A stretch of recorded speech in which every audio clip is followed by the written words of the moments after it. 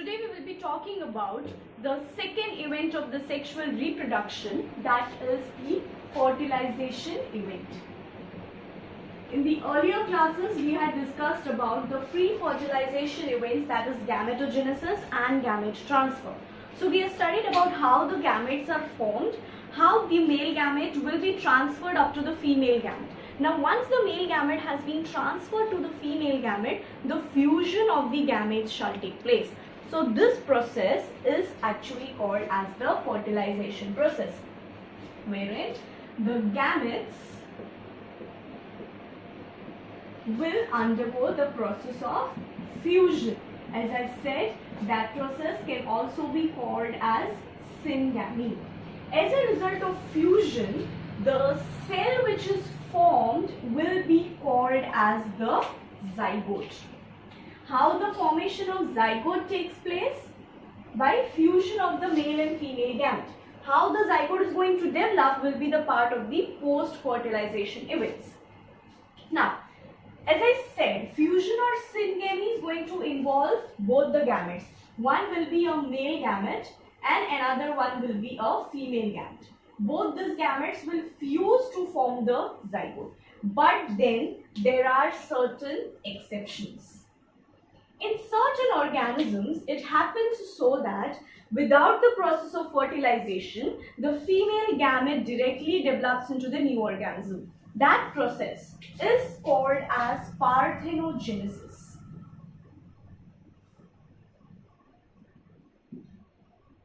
What do you mean by parthenogenesis? The development of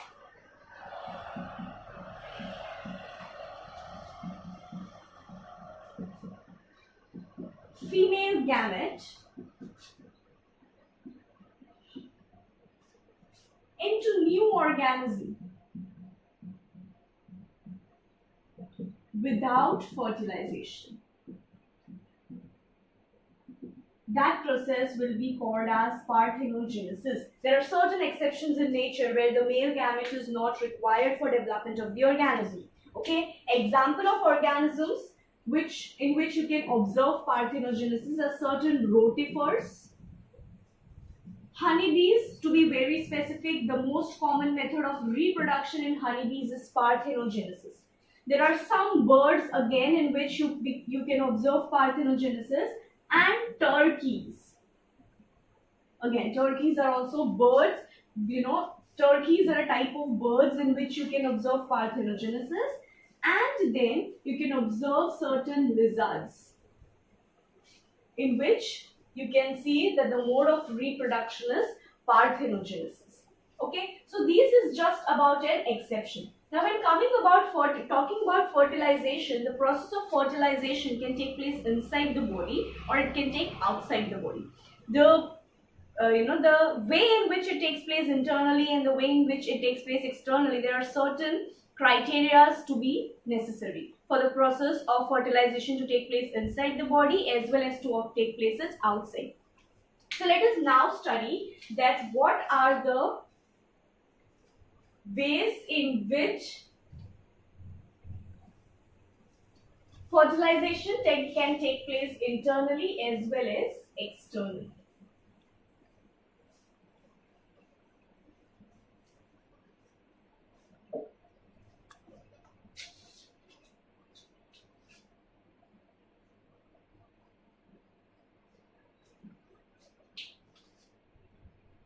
Fertilization can be of two types: internal fertilization and external fertilization. Talking about internal fertilization, the term itself says that syngamy occurs inside the body.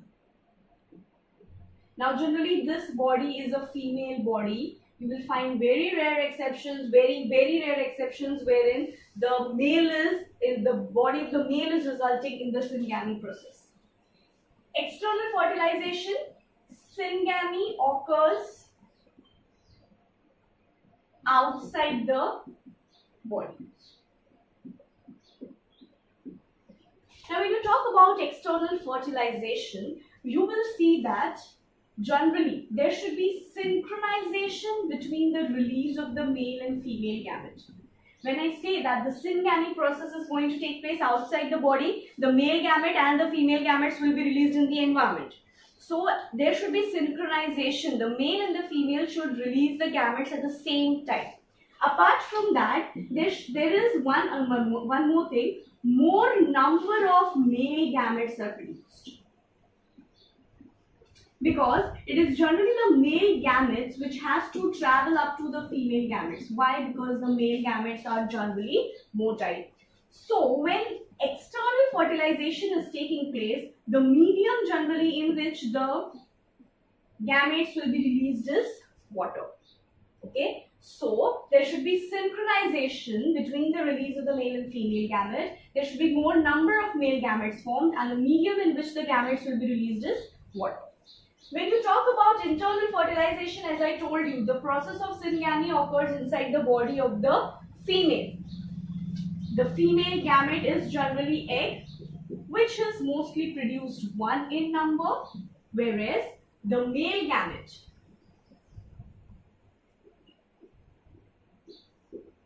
they are produced more in number.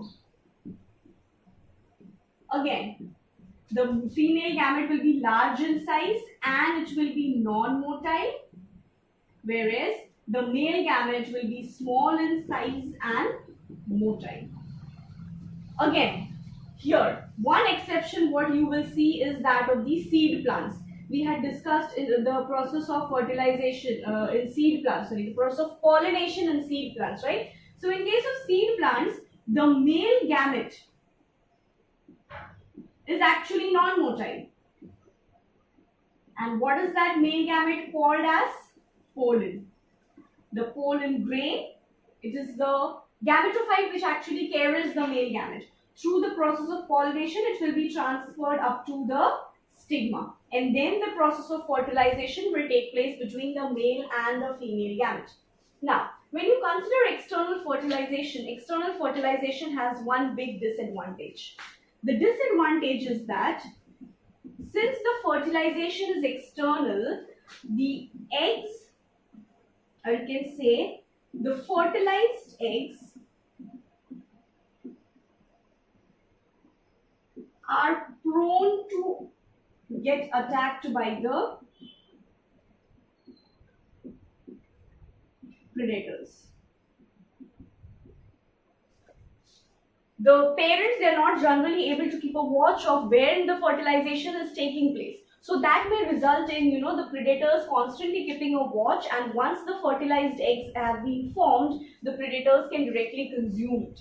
Okay. In case of internal fertilization, again, the parental care is always there. The parents, they take care of the young ones up till they are born up to a certain age. So, till that time, you can say that internal fertilization is more favorable as considered to the external fertilization. Example of organisms in which internal fertilization takes place is fungi, reptiles, birds, mammals, and all plants. That means from bryophytes up to angiosperms. So all high level of plants, you will find that they show internal fertilization. Example of organisms which show external fertilization will include algae, fishes. Generally, bony fishes are the one which show external fertilization, and there are many cartilaginous fishes which will show internal fertilization. So algae, fishes, and amphibians. Amphibians, you know the example is frog. So you know that in case of frog, the male and the female gametes both are released inside the water, and there will be the process of fertilization taking place. So these are the two type of fertilization processes, internal and external. Internal is being more favored in the sense because there is no danger from the environment, whereas in case of external fertilization, you will see that there is always chance of the predators attacking the gametes.